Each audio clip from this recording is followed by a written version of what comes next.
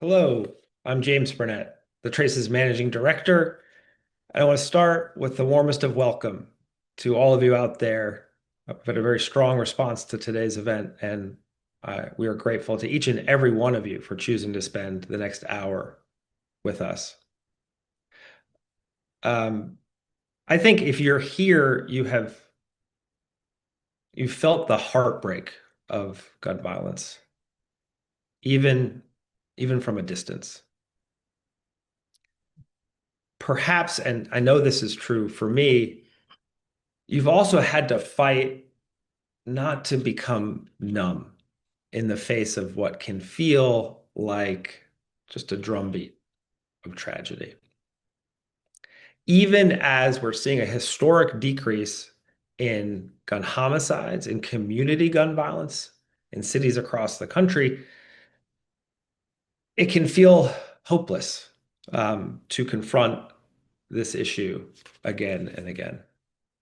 Today, we're going to hear from an Oscar-winning filmmaker who has produced a documentary, made a documentary that challenges the viewer to engage or re-engage with the human toll of gun violence. A film that uses creative and just deeply empathetic storytelling to create a sense of connection with those who have suffered the worst and a feeling of hope for uh, better days and a safer future ahead. We'll engage with the perspectives, the experience, what it's like to be a parent who can't tune this issue out, who can't give up the fight for keeping our kids safer. Ultimately, I think you might feel, we hope you feel a sense of the common ground actually that does exist around this issue, even in these polarized times.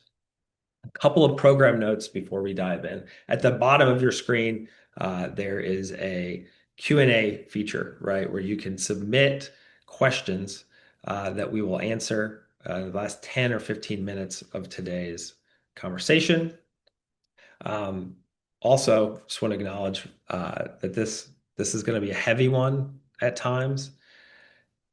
If you need to take a break, step away, we are recording today's event, and we'll share that recording after the fact. So feel free to take a beat and re-engage later if that's what you need. Without further ado, it is my deep honor to introduce our speakers today. Today's conversation will be moderated by Jennifer Masia, the Trace's senior news writer, a founding staff member of the Trace, a journalist who knows this issue better than anyone. She will be speaking with Josh Seftel, the director of All the Empty Rooms, the Oscar-winning documentary that is the focus of our conversation today. We also hope to be joined later by Mark Barden, the co-founder of Sandy Hook Promise. He's having some technical difficulties, but he will pop on your screens as soon as those are resolved. Jen, Josh, I'll leave you to it. Thanks so much, James. And thanks everyone for joining us today. This is a very special event for us at The Trace to celebrate this incredibly moving film and also to get the perspective a little later on of someone who has been through this specific type of tragedy, losing a child to a school shooting. So, Josh, can you briefly just tell us a little bit about who you are and how you got started on a project about gun violence? Your resume is pretty varied, but this is your gun violence film, so to speak. How did that come about? Well, yeah, thank you, Jennifer. And I wanted to just first say I really admire the work that you all are doing at The Trace. Uh, this this film started with a phone call that I received from Steve Hartman. If you don't know who he is, he's a CBS News correspondent who is known for doing the good news stories at the end of the broadcast. And he called me and he told me he was doing a project that was very outside of his comfort zone. And he explained to me that he had written a letter to every single family who had lost a child to a school shooting since Sandy Hook. And he had asked them if he could come to their homes with a photographer and take pictures of their child's empty bedroom. And he explained that he was starting to get yeses to his request. And he showed me a photograph, which was a picture of it was a picture of a toothpaste tube in a child's bathroom, and the cap was left off of the tube. And you could feel the presence of the child. You could imagine that morning her brushing her teeth and rushing to school and saying to herself, I'm going to put that cap on when I get home. And then her never returning home from school that day. And I immediately started to understand the power that these photos could have. And that's when we decided to pursue the film. And within a couple of weeks of that phone call, we were on the road, traveling around the country, visiting empty bedrooms of children who were killed in school shootings. Was there any anger or sense that this was an unwelcome request? I know you got a lot of yeses, but you know, uh, I heard you speaking in another form about, if I got a letter like this, I don't know how I would react. Mm, yeah, I still feel that way. Uh, I think what helped us was who the letter was coming from. It was coming from Steve Hartman. Steve Hartman is an apolitical public figure. He's someone who is known for telling stories about kindness. And I think that mattered. I think some of the people who received the letter knew who he was and they felt like they could trust him. And so that made it, I think, easier for us to get people to participate in what we were trying to do. And what we learned, once we started visiting the homes of the families and talking to them, what we learned is that the people who said yes, the main reason they said yes is because they don't want the world to forget their child. They want the world to know who their child was. And one way to do that is to show their empty bedroom and see the objects that are left behind and understand who this kid was, what their personality was, what are the things they loved. And those little artifacts and things around the room tell the story of the child. This seems like a perfect time to bring in Mark Barden, who lost his son Daniel in the Sandy Hook shooting. Do we have Mark right now? Excellent. I'm Hi, here. Thank Mark. you. Thank you. Thank you for joining us. Really appreciate it. We'd love to hear a little bit about you, about how you got started with this work. Yeah, I mean, sadly, unfortunately, I know all about the empty room in the house, the empty chair at the table. Um, and for us, our story, that part of my life started on uh, Friday, December 14th, 2012, when a gunman shot his way into Sandy Hook Elementary School in Sandy Hook, Connecticut, killed 6 educators and 21st grade children. Among them was our 7-year-old son, Daniel. And um, I will tell you that nothing is the same from that searing moment on. And I just, we were just at sea. We were foremost trying to protect our surviving children, James and Natalie, who were 12 and 10 at the time. And James and Natalie adored their little brother. My 3 children were just beautifully close and bonded, and spent all the time they could together with each other. And this was just incomprehensible for us to deal with. And then the questions, the normal questions from children to their parents, like how could what happened? How did this happen? Why would somebody do something like this? Your instinct as a parent is to say, here's what happened, and we're going to explain this to you. And we didn't have those answers. We could not answer those questions. And so it kind of was part of what inspired me to begin this work, was to try to answer those questions and see if we could learn what the drivers are that lead someone to do something like that.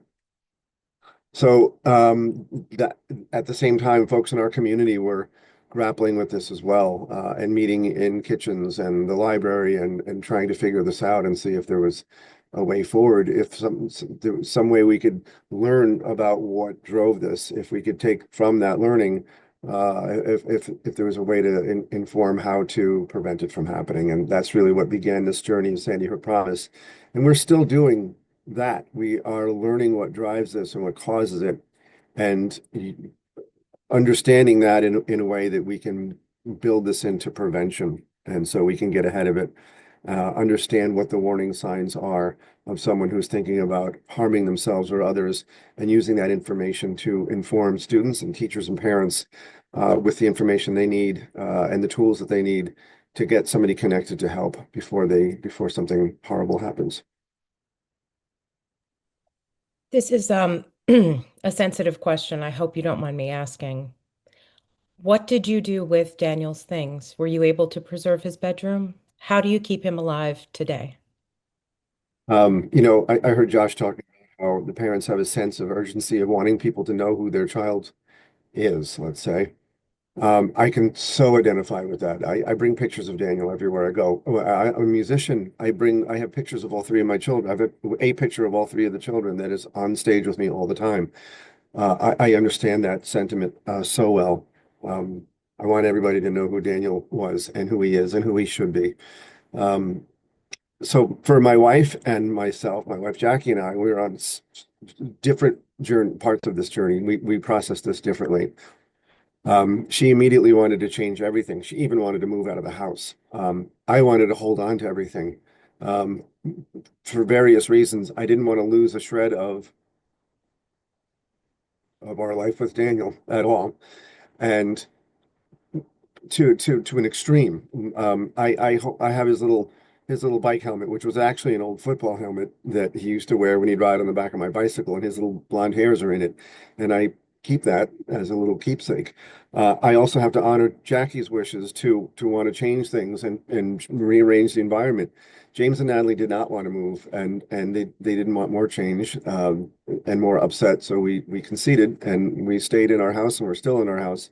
We've changed the interior somewhat, but Jackie didn't want to be reminded by all of the things, and I wanted to cherish all of the things. So we've kind of met in the middle, and just found a way forward that works for both of us. Josh, what's so unique about this film is that Steve and Lou Bopp, your photographer, are trying to capture someone's presence through absence. And you can really feel that when, at times the only thing you'll hear is the click of the camera shutter. Um, you know, uh, how else in your filmmaking did you try to convey this sense of absence? That's a great question. And when you watch the film, you may not notice it, but you can actually hear uh, what's going on outside the room, outside the house. And sometimes it's the sound of birds chirping. Sometimes it's the sound of a lawnmower or children playing. And the instinct often when you're making a film is to remove those sounds. And you can do that with a sound mix. But in this case, we preserve those sounds. And because we felt that uh, hearing the world outside the room, moving on while this room is frozen in time, was part of what we were trying to show. Uh, another way that we tried to convey the absence was by showing the children, we had clips, videos that the parents shared with us, uh, some of their favorite clips. And every house we visited, the first thing they wanted to do was show us um, video clips that they watch every day. And we found that when you juxtapose the clip of the child, um, this vibrant, bright life, with then the empty bedroom, it really underscores the loss that these families are experiencing and living with every day. This film, Josh, sidesteps the gun debate. From what I understand, there had been a mention of it, but you took it out. How did you come to make that decision, and why did you decide to avoid the politics? I mean, to put it simply, we really wanted people to watch this film and to watch it to the very end, till those credits rolled. The first credit that comes up is the name of every child who's been killed in a school shooting since Columbine. We just didn't want to give people a reason to turn it off. And people these days, everyone's looking, right, for a reason to say, okay, I know what these people are up to. And in this case, we just wanted people to step inside these rooms. And we felt, as you said, there was a version of the film early on when we were editing that did speak to the gun debate. And as we progressed in the edit and got further along, we realized, like, we tried to, we took it out one day and watched the film without it, and we just felt it was better without it, that we didn't need the debate, that this film isn't about the debate, it's about something bigger, which is we have this crisis in our country that's uniquely American, and that we all know is a preventable crisis. And we need to think and observe and absorb and remember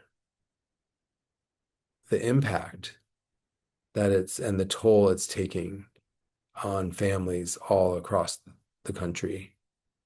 And we can't forget that. That can't be lost in the debate. And it should be in front and ahead of the debate, and it should eclipse the debate. And that's what we want it to do with the film. So that's why we focused on the rooms. Mark, your work with Sandy Hook Promise also sidesteps politics. It doesn't push particular, gun reform policies. Instead you focus on threat intervention. Many grieving families in your position advocate for gun reform, but you went a different way and you really carved out a niche that wasn't there before. Can you tell us how you came to that choice? Sure, Jennifer, thank you. And Josh, I just want to say I really appreciate your choice to invite the viewer to bear witness to the lived experience of these families who are on this journey that they never asked for and would never want to be on, in such a way that they're not allowed to be distracted by the divide or the debate or all of the other stuff that we all know comes with this. And to that point, uh, we wanted to really focus on solutions at Sandy Hook Promise, understanding that there was this debate, understanding that other organizations were doing that good work in that space, which was also necessary work that does have to be done. But we very intentionally and deliberately looked around the landscape to see, is there something that's not being addressed? Is there a different way in? So we're not duplicating the work of another organization. And that truly was the pure essence of prevention. We always say if you're reacting to an active shooter situation in your school, it's too late. We want to get ahead of that. We want to get upstream of that. And we did a lot of research and study to see if we could really do that? I mean, it sounds good in concept and on paper, but can we actually do that? And we learned that the answer is yes. We learned that there are always warning signs before someone harms themselves or others. And those warning signs then represent an opportunity for folks who have been trained and have the tools and the wherewithal to take that information to a place that avails support and help to that person before it gets to that point. And that's what we do through our programs, our Know the Science programs. That's what we do with our bipartisan policies that we enact at the state and federal level that work together to truly protect our children and our communities. And Josh, to your point, it doesn't and it shouldn't have to be political. The fact is that death by gunshot is the number one cause of death for young people in this country still. We don't have to put our hands up and say this is just inevitable. It is preventable. We know it's preventable. And we have built a model that works. We have prevented at least 19 planned school shootings as a direct result of students trained in our Know the Science programs and making use of the tools that we've given them, the training that we've given them, the crisis center that offers a way for them to liaise with a trained professional who can get help to where it's needed. Over 1,200 suicides that were from anywhere from planning to in progress when our crisis center crisis counselors were able to intervene and get somebody connected to help and wrap around services and get them to a better place. And also building a culture of upstanders, of students and parents and teachers who are connected and compassionate and aware of one another and understanding the importance of speaking up and saying something and getting somebody to the help that they need before it becomes a tragedy. So we're very proud of the work that we've been able to do in a bipartisan way, nonpartisan way, to truly have those outcomes and to fulfill that promise, truly that promise of preventing other families from having to endure this pain. It is worth noting researchers and profilers say that there is something called leakage, where a shooter will exhibit signs that violence is imminent, and to look out for those as a path to prevention, which is what your work does. Um, yeah, Josh. Now you were making this film, and you have children. Did making this film prompt you to ask yourself, what would you do with their bedrooms if you were in their shoes? Which is probably the absolute hardest question a parent can get. Yeah. I mean, I still don't know. I think I would want to keep the room. Um, I don't know if I would have said yes to a filmmaker coming to film the room.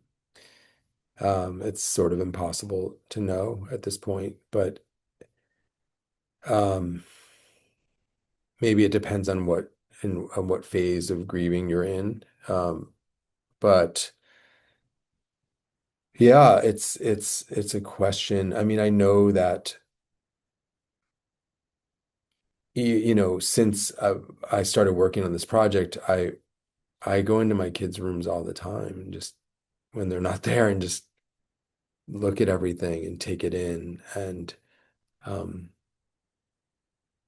I think it's maybe I could describe it as a moment of gratitude of like having this space and appreciating um, the life that my family has together. But at the same time, I think there's probably a tinge of worry and fear uh, that as Lou Bopp says in All the Empty Rooms about his, being a father, he says, anything could happen at any time, and I'm aware of that, and I feel that too. Just like to remind the audience, if you have questions, now would be a good time to start sending them in. We have about 15 more minutes before we'll start hearing from the audience. I just wanted to remark, for a child, their bedroom is literally their whole world. It's the only, thing that they really own. As children, we don't have much agency, so we surround ourselves with an entire world. And that's why this is just such a special memorial. So I just wanted to play a clip right now of what is probably one of the hardest moments to get through in the film. This is a clip from the home of Gracie Ann Muehlberger, 15, who was killed in the 2019 Saugus High School shooting in California. And her parents share some very moving mementos they found in their daughter's room. If we could play that clip.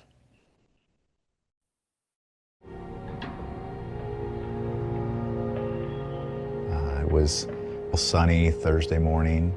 She was planning to buy her ticket for her first high school dance, and then she had plans to get her dress on Friday.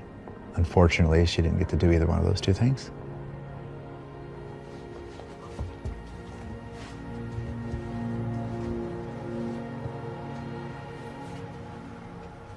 That's the outfit she had out. And this is what she was going to wear on Friday? Well, she was either going to wear this outfit or this outfit. she had like two or set this out. dress. Did you do this often? Prepare the Yes. next day's clothes? Yeah, Monday through Friday.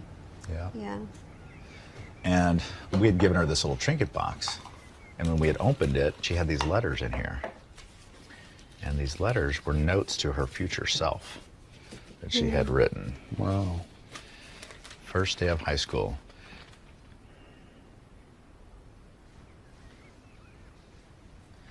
Dear future self, OMG, it's high school. I've been waiting for this day forever. Don't be nervous. You will meet some of your lifelong friends and also some enemies. Don't focus on the negativity. You'll get through this. Keep the people that make you happy and lose, well, others. Haha. Wear something cute, obviously. I love you. Good luck. Gracie from the past.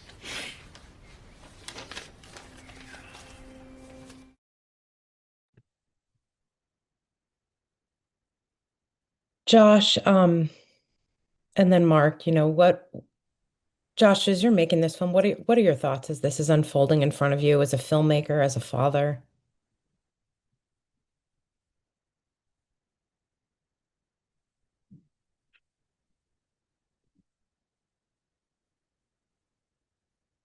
Sorry. Totally.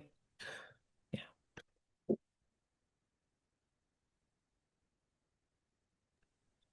It's just the saddest thing I can imagine. And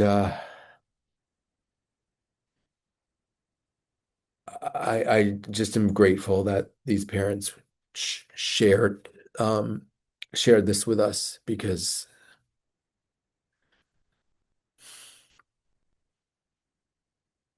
I think it has the power to affect people and to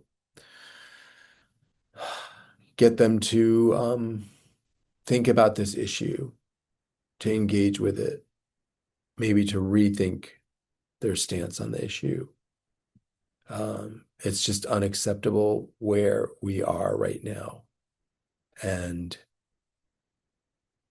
I think the stories these parents have to share matter and can make a difference. And that's what we're hoping for. Mark, what were your thoughts? If you'd like to share, if you don't, that's okay. I know all about trying to hold on to every little tangible memento and shred of evidence of their existence. I know all about it. I live it every day, and I always will. And it is an extremely powerful and very real scene. And Josh, to your point, I'm so with you that you have reached people in a way deep into their soul with this. And everyone should see this. Everyone should be talking about this. Everyone should be figuring out what they can do, what role they can play to make sure that no parent has to read that letter, to make sure no parent is holding onto a piece of hair in a helmet, or looking for that other picture, or looking at doorbell video to hold on to those last shreds, those last moments of somebody's life that was taken by something just horrendously and preventably. And so it's incumbent on all of us to have these conversations, Josh, as you say, to have these conversations and not focus on what divides us, but focus on where we are united. Remember the united part of United States of America. We are all collectively raising these kids, whether we have our own children or not. And we all want to protect our children. That's universal. It's fundamental. We all want to protect our children. We all want our communities to be safer. And we have to focus on how to do that. And we can all play a part in that. We all have something to do and something to say. It's having those conversations. Some of them are tough. Some of them are sad. Some of them are powerful and meaningful. And in all of it, there's hope. In all of those conversations, there's hope that we can do better. This is preventable. Sandy Hook Promise, for one organization, is a model that works. It's not partisan. It's not divisive. It's a model that works. It prevents these things before they happen. And our lawmakers, our policymakers have a role to play. They have to work with us to pass policy solutions that we know work, that keeps kids safe. They can do that. And for the students and the young people everywhere, need to know how to recognize those warning signs because they are there, and they need to know how to say something and to tell a trusted adult, and get somebody connected to help before another parent has to read that letter, trembling, knowing that this person is gone. So we all have a role to play. We can fix this. It's preventable. And Josh, thank you for doing this work. Thank you for bringing this to folks in such a sensitive, in such real way, and keeping them focused on what's at stake and what we have lost and how we have to do better. Thank you. Thanks, Mark, and thank you for the incredible work that you and Sandy Hook Promise are doing. I really admire the sort of nonpartisan, bipartisan approach that you're taking and the change you're creating. Mark, you've been in the violence prevention space now for 13 years. You're one of the elders, so to speak. You know, there are a few parents from Columbine still around, but it's a hard road. How do we break through the complacency? You know, sometimes this country cares about gun violence, sometimes it cares about a whole lot of other things and not gun violence. How have you personally managed? You mentioned that your organization has saved 19 lives. I mean, that's got to be a bright spot to hold on to. That's got to be what keeps you going. But, you know, what are your other bright spots? How do we break through the numbness? How do we not get numb? Well, okay. Well, first of all, just for the record, Jennifer, 19 school shootings, 19 mass shootings in 19 different schools across the country that we I know stand of. corrected. Sorry about And that. I just, it's those numbers are important to us because those numbers inform us that just from a statistical perspective, the model is working. The number of suicides that have been intervened upon and prevented and connected to support services is over 1,200 youth suicides that have been prevented. So we are, those numbers are horrifying, but we're very proud of the fact that students trained in our programs have been able to affect those interventions as a direct result of their training from Sandy Hook Promise. We're very proud of that, and we're very proud of the community of upstanders that we are building in addition to stopping the bad things. And you know, you used a word that I've used so many times, Jennifer, is complacency. That is one of the most difficult things to surmount is folks that are like, when it comes to voting, or like, I can't make a difference. What am I going to do? How am I going to stop gun violence? You can. I mean, anything is better than nothing. Talking to your networks and social media, having conversations with your family, your friends, and your network and your coworkers about this issue. You said it, Josh and Jennifer, you did too, that this has to be part of our narrative. It has to be part of the conversation when it's the number one killer of our young people. If anything else were killing young people 18 and under at this rate, we'd be fixing it. And we have opportunities, we have solutions available to us to fix it. And so we can't afford to be complacent. And what keeps me going is that we have a model that works. I know we can do this. I've seen it work, and I know over time and at scale, we are going to fix this. And we are going to not only stop these horrendous shootings and these acts of violence in our schools and communities, but we're also going to get to a culture change of students who are exposed to this curricula through their scholastic career and bring the ideas of say something and start with hello and know the signs into their lives, into their careers, into their families. It's going to be part of who they are, and that's where the culture change will happen. And we're working on it now, but it's all hands on deck. We need all the help we can get. We need everybody to be doing something about this, whether it's having those conversations, donating to an organization that resonates with your values, volunteering, making sure you vote, making sure everyone you know votes. Those are all things that we have the power to do. And I know this is preventable. I know I keep saying that, but when there's so much at stake, it bears saying again, it's preventable, and we all have a role to play. Josh, before this film, your filmmaking had taken you around the world into different cultures and subcultures. Were you already attuned to America's gun violence epidemic? And what made you say, now is the time to tackle this in my work? Honestly, I think I wasn't attuned to it. And I think, like many people, I was numb to it. I had stopped following and keeping track of it all because there's just been so many school shootings and other mass shootings that I was numb. I didn't always read the article anymore when the headline came. And the headlines came and went faster and faster. Um, it's part of the problem that we wanted to address in the film was our own numbness, uh, and how do we wake people up, including ourselves, to this. And there's something about the empty rooms that makes it very real, that doesn't allow you to turn away. And so I think I'm attuned to it now. But I think I had become numb 3 years ago when we started the film. I was in a different place. During our prep call last week, you mentioned that different audiences have had different reactions to the film. Would you like to tell us a little bit about that? Sure. Yeah. There's different kinds of people out there who are watching the film. There are people who maybe might disagree with, I think, the viewpoints predominantly on this panel.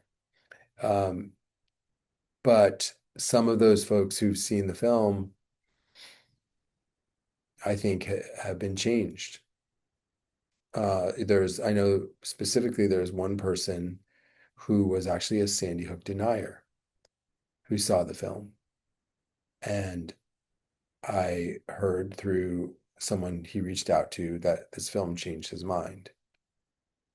Then there are people who maybe are more like I was 3 years ago, who might feel numb or feel hopeless about this issue, and especially younger people who saw the film. Like, for example, we had a screening with a group of high school students. There were, I don't know, 200 people in the room, and when the film was over, I would say half of the group just raised their hand and said, "Tell me what to do. Just tell me what to do. I want to be a part of this." And I think there are a lot of people out there like that who just want to be told, what can I do to help? Because I care about this and I want change. And I think that's where people like Mark come in to provide those opportunities for people to engage with the issue. That's actually one of the questions that's come in from the audience is, what do we do now?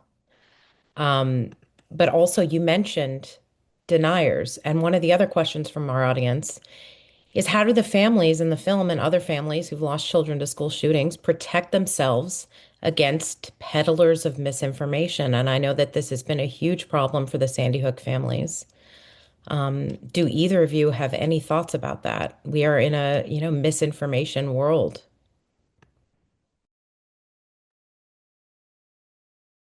I've had lots of opportunities to reflect on that issue, and to be honest, the work that we do at Sandy Hook Promise is so overwhelming and consuming that I just try to put it out of my mind, and then sometimes it's not possible. But if I choose the compassion route, I think this is so horrendous and horrific and horrible that it's just too much for some folks to be able to manage and handle. So they latch onto a narrative that tells them it didn't happen, and that's how they deal with it. Beyond that, I would need more training to understand the psychological components of what causes that. Josh, I don't know if you have more insight. No, I love that you look at it through a lens of compassion for the people who are embracing that point of view. I think that's a constructive way to approach it. I can't begin to understand it. Mark, what are, another question from the audience, some of the warning signs that you mentioned that people can look out for in their schools?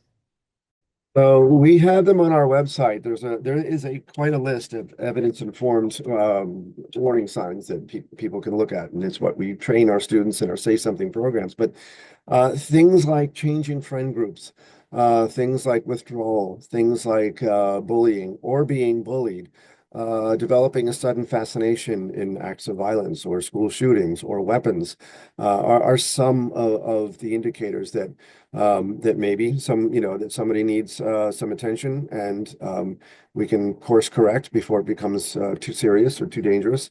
And those are things that we train students in our Say Something program to look for in themselves and in others, and teach them how that they can get help to somebody, whether it's through a trusted adult or through our anonymous reporting system. And they can do so without implicating themselves. They can do so without feeling like they're going to get anybody in trouble. They understand that they're getting somebody help, but they can also do it anonymously, so they don't have to fear for any reprisals. But it's important that they take it seriously and act immediately. Mark, how, you've seen all kinds of attempts to reduce gun violence over the years, legislative, but the cultural shift really is what a lot of people are turning to in the absence of some kind of comprehensive federal legislation that we know is probably far off. How can films like this move the conversation forward? Is this basically what people have been hoping for, the start of a cultural shift, the start of a personal responsibility, just a shifting attitude toward guns and violence prevention? Yes, films like All the Empty Rooms are definitely vital to informing people that this issue exists, to the depth that it exists, the depth of the trauma that it wreaks on families and communities. That's forever. Folks don't have any other way really to understand that unless they have been traumatized themselves or their community has, which those numbers are growing as well, unfortunately. And so instead of awareness being driven by tragedy, it's a positive thing that some work like what Josh has done here is a better way to inform folks what's going on and then inspire them to action. And I think that's another role we can all play in discussing or watching a film like this, for us to really be serious and intentional about taking those next steps and not just consume it and say, oh my gosh, that's horrible, and then go on, because it's natural to do that. I think it's our duty, it's our obligation to really to understand that we have a role to play. I know I keep saying that, but I will keep saying that because it's so important.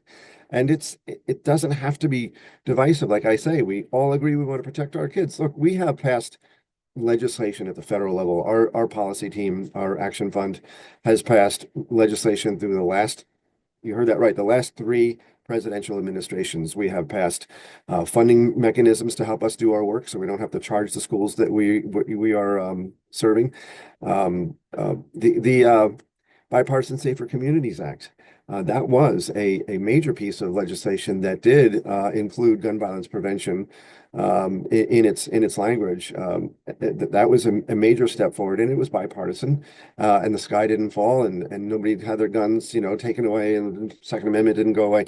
So there are things that we can do that are consistent with gun ownership, with safe gun ownership, where we can address mental health, we can address school safety, community violence intervention programs, and know the science programs like St. David Promise. There are so many things available to us, and we all have a role to play to help do that, to get it going. Josh, someone from the audience would like to know, why did you ultimately focus on the families, the four families, in the film? And do you have any plans to make any other gun violence films or films like this, in the future? So, of all the letters that Steve Hartman sent out, 8 families said yes. 4 families participated in the project before Steve called me. And then there were 4 families that participated after Steve called me, and we documented those latter 4 rooms.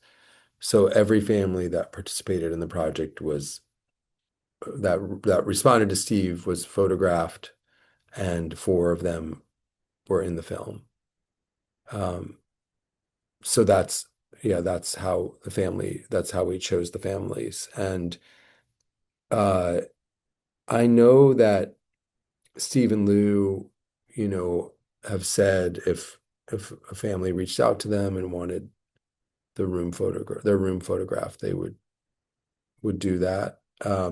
In terms of my involvement in the issue, right now we're focused on this film and making sure it's seen by as many people as possible, and that, we do as many panels like this as we can and as many screenings as we can. We've done over 100 screenings in, I think, 9 countries.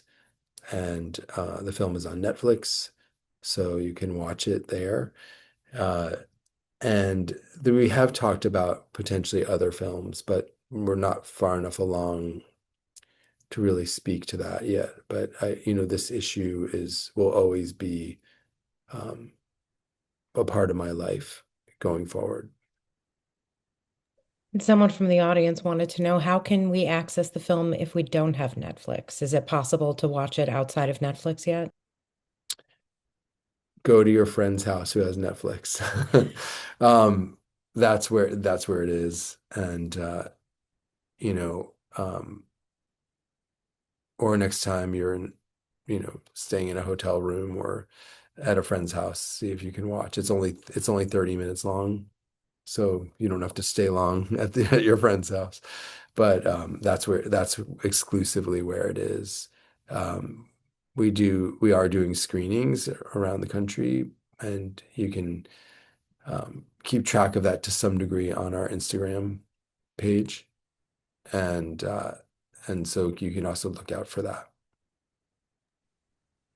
One question that seems simple, but is kind of vital, and I think vital for kids. They might have this question with everything that we know. Are students safe from gun violence today? Can they feel safe walking into school? We like to say so. Yes, I still believe that school is is a safe place for students to be in, and I know that we're collecting data and we're doing research on the quality of life and the culture of the schools that we serve and that we've had our programs in for a length of time, a measurable length of time, and we have principals telling us that they're seeing their bullying go. Well, I had one principal who said, of a middle school, who said, our bullying has gone to 0.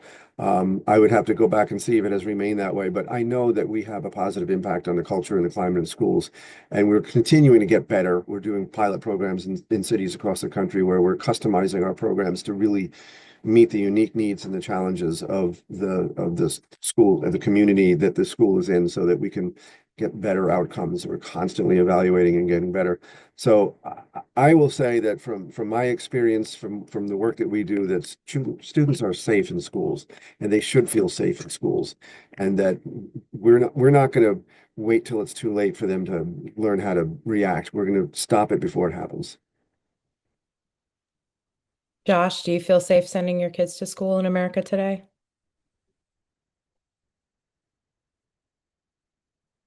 I try not to think about it, honestly. Um, it's not something I can control really beyond the work I'm doing. And someone I admire said to me um, a while ago, try to only worry about the things you can control. Um, but that doesn't mean we shouldn't do the work to make sure that kids are safe. And there's a lot of work to be done. And a lot of people that can be supported, like Mark is and Sandy Hook Promise, and the fact that they're actually making a difference and can quantify that is just so inspiring. Thank you, Josh. And I'll just go on to share that another thing I'm very proud of. Let me just say right now, all of the wonderful success that I'm able to share the work of Sandy Hook Promise is due to the amazing folks that come to work for Sandy Hook Promise and the students who take their training seriously. That's what makes this work. And to that point, we recently passed the Student Safe at School Act in Kansas, and the state of Kansas passed this as a statewide policy, and it's basically how you train them to respond if there is an intruder in your school. That does not include a simulation of a shooting that traumatizes the students and the teachers. There is a way to do that that doesn't include traumatizing students with simulation. So I'm very proud of our staff who have written yet another piece of legislation, and we're able to pass it with bipartisan support that protects students. Mark Barton, Josh Seftel, thank you so much for this conversation. It's been really moving. Thanks. James? Thanks for having us. Thank you. James, you're on mute. Thank you, Jen, for leading us through that. Uh, Mark earlier said that, we all have a role to play. The Trace, as a nonprofit journalism organization, we deeply believe that the first step to deciding what role is right for you is to take the time to engage, to learn to be informed. So all of you out there have done that. Again, you have our deep gratitude for choosing to spend an hour with our speakers today to learn more about the film. We've had questions continue to come in. We will follow up with an email that provides links to All the Empty Rooms Instagram, so you can follow along, to Sandy Hook Promises resources, and to the Trace newsletters as well, as another resource that you can choose to engage with. So please be on the lookout for that. And again, thank you for choosing to spend this hour with us. It was, I thought, a very powerful conversation, and I hope the same was true for you. Thanks so much.